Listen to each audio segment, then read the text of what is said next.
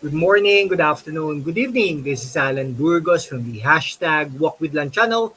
Welcome and welcome back to our channel. Guys, if you are not yet subscribed to our channel, please do it so now so that you can be a part of this growing family. We are now officially 8,170 subscribers. Konti na lang guys, pag na 9,000 subscribers na tayo. Mahal na mahal ko po kayo. God bless you all. I love you all. Okay? So ang pag-usapan po natin today ay yung kay Sani Angara, no? Si Sani Angara po ay outgoing senator or hindi na siya senator kasi nag-resign na po siya. Siya po ay secretary ng Department of Education. Pinalitan niya po si Vice President Sara Duterte na nagbitiw sa kanyang tungkulin noong June 19. So 1 month ago, nag-resign na po siya. Effectivity today ay wala na po siya sa kagawaran ng edukasyon. Kahapon po, nagkaroon na ng turnover. So ngayon, araw nito, officially, si Senator Angara na ang Secretary of Education. No? So ayon sa kanya, ang mission daw niya sa buhay, ang mission niya sa Department of Education as Secretary ay pagandahin, no? Pagandahin ang educational system natin. Tama naman, di ba? Napagandahin dapat pumapasa-pasa tayo sa mga examination, certifications, at kung ano-ano pa, no, from kinder to grade 12, kumbaga. Kasi mahalaga yan, no, yung K-12 na yan, mahalaga yan para sa natin, para sa kolehiyo natin, di ba? Ayun, yun ang promise po ni New Education Secretary Sani Angara. Siyempre, pag hindi naman siya nagtagumpay, hindi lang po kahiyahiyas kay Vice President Sara Duterte at kay Pangulong Bongbong Marcos, kundi sa kanyang amain, ang dating UP President, ang dating Senate President, ang dating Executive Secretary, ang Department of Agriculture Secretary, okay? Edgardo Ed Angara, no? Yumao na po 'yan, namatay na po 'yon, yan po ang kanyang amain. Okay? So ang gusto ni Sani Angara, ang ating secretary, ay to bring positive change to the country's education sector. Pag sinabi mong education sector, hindi lang po ito pang estudyante, kundi pang kalahatan, no? Yung mga buildings natin, yung mga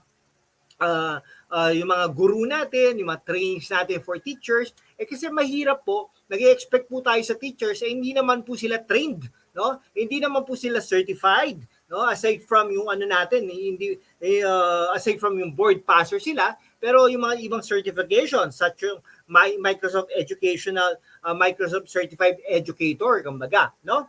So as he officially assumed, ngayong araw na ito, officially nag-a-assume na siya ng post niya as the country's new education secretary, no? Kasi nung panahon ni Pangulong Rodrigo Roa Duterte, si Briones yan, si Leonora Briones, ngayon si Vice President Sara Duterte, at ang ngayon magiging pangatlo, no, in the last 8 years, si Sani Angara, no, naging senador yan, naging congressman yan. So talaga wala po naman tayong duda na talagang karapat dapat naman si Senator Secretary Sani Angara to enhance, no, yung education system natin for everyone, no? Not only yung mga nag-aaral, sa lahat po, no? Lahat po, kasi siyempre pag maganda ang ating educational system, no, diyan sa basic, no, hanggang senior high school, ay definitely ay gaganda rin yung mga natin, no, educational system, no.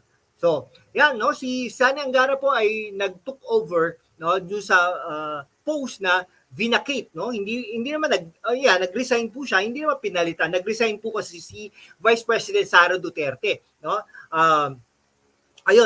During a ceremony yung Wednesday, no, kahapon, no, nung Wednesday rather, no, he was given a tour inside the Department of Education, no, by his predecessor, no, si Vice President Sara Duterte mismo ang nag-tour sa kanya, no, parang house tour lang, no. Sabi pa nga niya, welcome niya or inaano niya yung chaos down, something like that.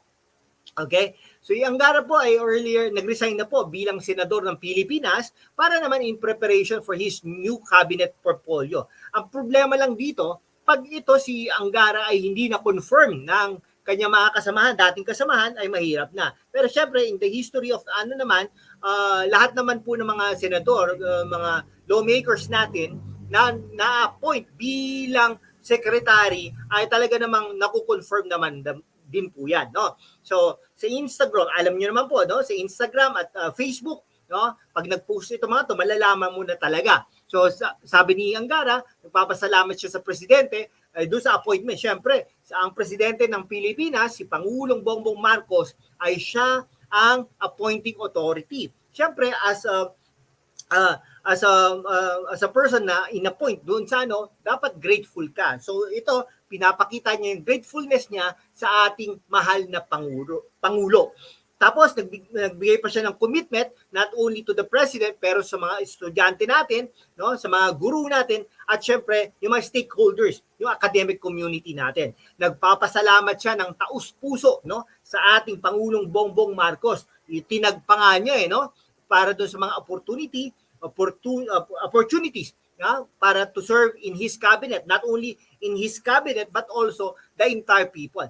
Ang sasabihin ko sa inyo, sinasabi ko sa inyo, pag ito pinaganda no ni Sani Angara yung educational system natin, nagsilbi siya sa mga guro, nagsilbi siya sa mga estudyante, pinatupad ang mga batas na ipasa na nila sa Senado at sa Kongreso. Believe me, no, sa 2028 pwede niya ito maging vehicle na upang pwedeng maging pangalawang pangulo o di kaya naman ay pangulo ng bansa, no? Tandaan po natin ang kanyang amain, ang dating UP President, ang dating Senate President Edgardo Angara ay tumakbo bilang Vice Presidente ng Pilipinas sa ilalim ni Erap Estrada, ngunit natalo po ito, no? Pero after a year, inappoint naman po siyang Department of Agriculture Secretary at after couple of months, inappoint na po siya bilang Executive Secretary ni Pangulong Erap Estrada. Kaya naman, hindi po nakakapagtaka na kung si Sani Angara ng Aurora ay pwedeng maging